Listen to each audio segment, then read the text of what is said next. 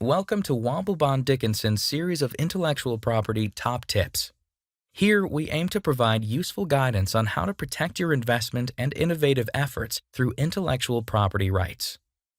Intellectual property, or IP rights, can help you protect your products, designs, brands, inventions, and even creative works. In this installment, we will take a look at how you can protect your inventions in the United Kingdom and in the United States through obtaining a patent. A patent is a registered right granted by the Patent Office.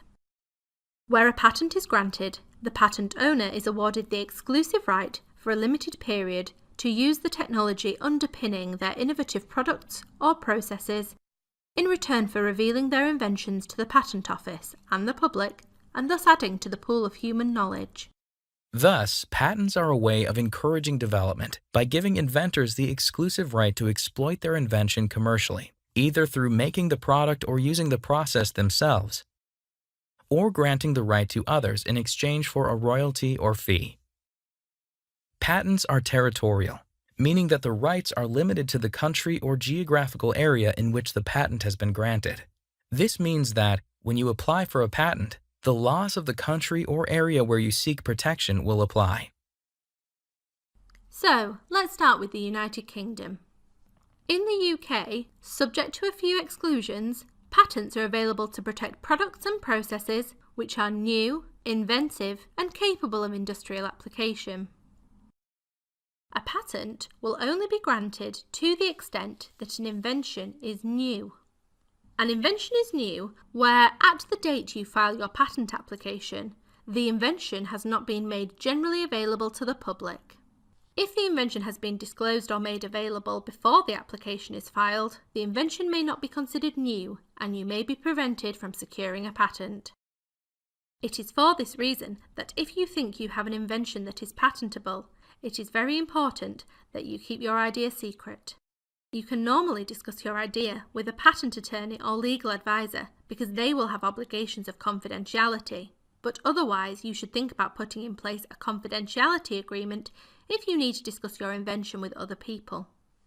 Providing that the invention is new, it also has to involve an inventive step. In the UK, this has also become known as the obviousness test. The product or process will not be considered inventive if the invention would be deemed to have been an obvious development over what was known in the field prior to the date you apply for your patent. In simple terms, this is because if something is obvious, it cannot be considered to be truly inventive. If the invention was not obvious to a person who knows about the specific subject area and has expertise and skills in that field, the person commonly referred to as the skilled person, then the invention can be considered to involve an inventive step.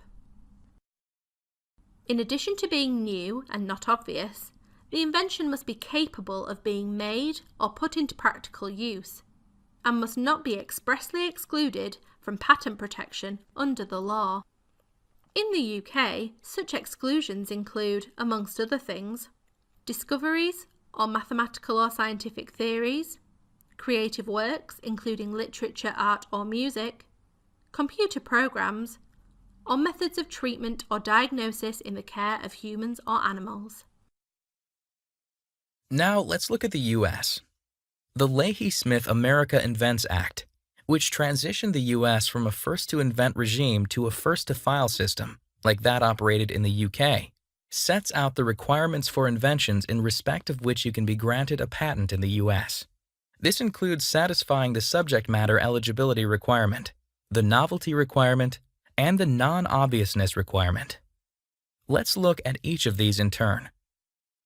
A patent will only be granted to the extent that an invention meets two criteria for subject matter eligibility. First, the claimed invention must be directed to one of four categories: processes, machines, manufactures, and compositions of matter. Second, the claimed invention must not be directed to an exception to the four categories listed unless the claim as a whole includes additional limitations amounting to significantly more than the exception. These exceptions are limited to abstract ideas, laws of nature, and natural phenomena. If the subject matter is eligible for patent protection, the claimed invention must also be deemed novel or new.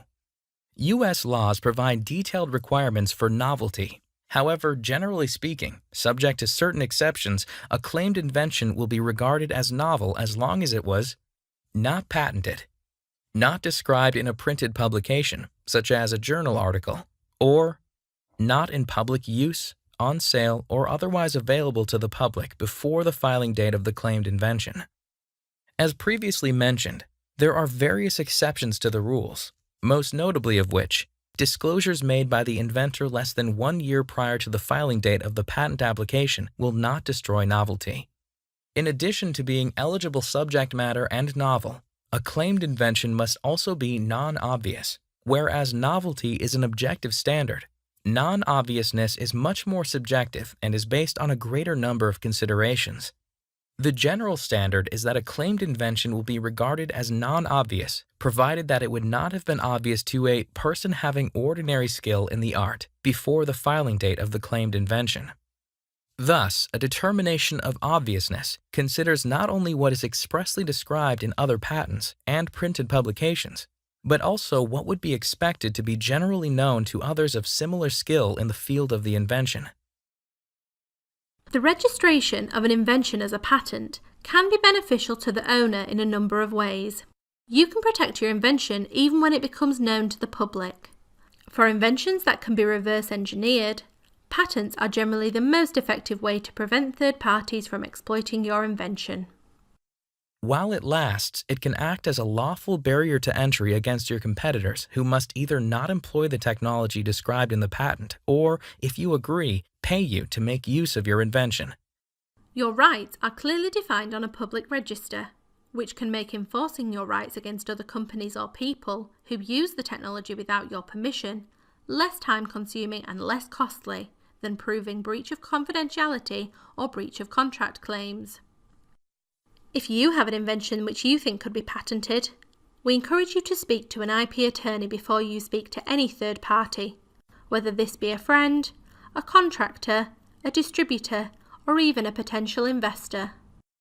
If you want to know more about protecting your inventions, please contact the intellectual property team at Womble Bond Dickinson. We hope you have enjoyed this intellectual property top tips video. Thank you for joining us.